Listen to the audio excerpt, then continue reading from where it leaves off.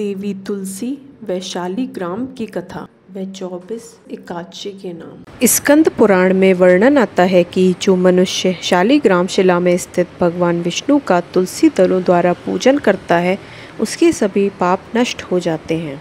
शालिग्राम महाविष्णु के स्वरूप हैं और तुलसी देवी साक्षात लक्ष्मी हैं।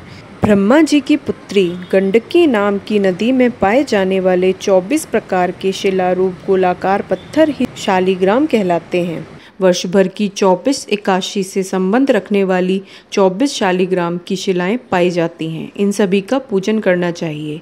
इनके नाम हैं केशव, मधुसूदन, संकर्षण, दामोदर, वासुदेव, प्रद्युम्न, विष्णु, माधव, अनंतमूर्ति, पुरुषोत्तम, अधोक्षज, जनार्दन, गोविंद, त्रिविक्रम, श्रीधर, ऋषिकेश, नरसिंह, विश्वयोनि, वामन, नारायण, पुंडरीकाक्ष, उपेंद्र, हरि व श्री कृष्ण। गंडकी नदी में भगवान विष्णु शालिग्राम रूप से प्रकट होते हैं और नर्मदा नदी में भगवान शिव नर्मदेश्वर रूप से उत्पन्न होते हैं। ये दोनों वास्तविक हैं। द्वारका की शिला को गोमती चक्र कहा जाता है। ओम नमो भगवते वासुदेवाय मंत्र का जाप करने से सभी पाप नष्ट होकर पुण्य की प्राप्ति होती है। द्वारकापुरी धन्य है जहाँ गोमती नदी बहती है और रुक्मणी वल्लभ श्री कृष्ण निवास करते हैं। महाबली जलंधर राक्षस ने इंद्र आदि सभी देवताओं को हराकर आतंक मचा रखा था। भगवान शिव भी उसे हरा नहीं पा रहे थे क्योंकि जलंधर की पत्नी वृंदा का सतीत्व उसकी रक्षा कर रहा था। अर्थात जलंधर की पत्नी वृंदा सती स्त्री थी जिसके कारण उसके पति की रक्षा कवच वह बनी हुई थी। भगवान शिव के कहने पर ही भगवान विष्णु ने वृंदा के साथ छल करके उसका सतीत्व भंग किया था ताकि जलंधर का वध किया जा सके। वास्तव में वृंदा लक्ष्मी जी का ही रूप थी जो शापवश वृंदा बनकर जलंधर की पत्नी बनी थी। जलंधर समुद्र से पैदा होने के कारण लक्ष्मी जी का भाई था क्योंकि लक्ष्मी जी भी समुद्र से पैदा हुई थी। जलंधर ब्रह्मा जी के वरदान से देवताओं को भी हरा देने वाला था। ब्रह्मा जी ने उसे कृष्ण कवच भी दिया था जो उसे विजय दिलाता था। पूर्व जन्म में सुदामा नाम का गोप था जो राधा जी के शाप से राक्षस कुल में उत्पन्न हुआ था। धर्मध्वज की कन्या वृंदा थी जो सती स्त्री थी। उससे जलंधर का विवाह हुआ। जलंधर को महाकाली भी युद्ध में हरा नहीं पाई थी।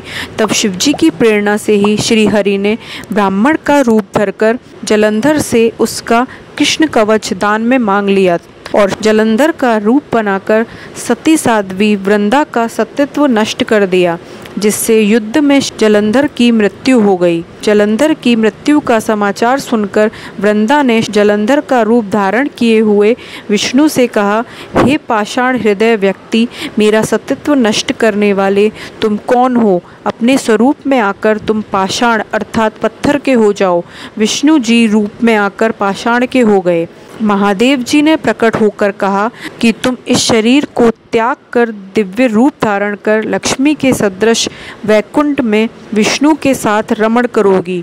तुम्हारा यह शरीर गंडकी नदी बनेगा और तुम्हारी केश राशि वृक्ष रूप में तुलसी बनेगी। भगवान विष्णु पाषाण रूप में सदा तुम्हारे किनारे बसेंगे। गंडकी के किनारे रखे पत्थर नदी में गिरकर कीड़े के काटने से चक्र आदि निशानों से संपन्न होकर शालिग्राम बन जाते हैं।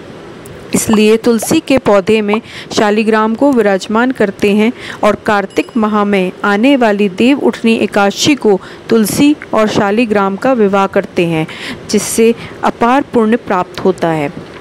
जिस घर में भगवान शालिग्राम हो वह घर समस्त तीर्थों से भी श्रेष्ठ होता है।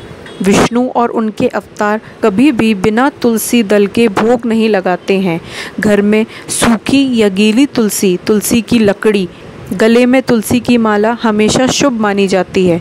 प्रत्येक सौभाग्यवती स्त्री को प्रतिदिन तुलसी में जल चढ़ाना, दूध से तुलसी को सींचना, तुलसी के नीचे दीपक जलाना चाहिए। यह नियम बनाना चाहिए। शालिग्राम पर तुलसी का पत्ता चढ़ाने से धन, वैभव और प्रसिद्धि मिलती है। जिस घर में शालिग्राम की रोज पूजा होती है वहाँ माँ लक्ष्मी का वास होता है। शालिग्राम की पूजा से पिछले और इस जन्म के पाप नष्ट हो जाते हैं और दुख व दरिद्रता समाप्त होती है। अगर आपको यह वीडियो पसंद आया हो तो इसे लाइक करें, शेयर करें और सब्सक्राइब करें। धन्यवाद।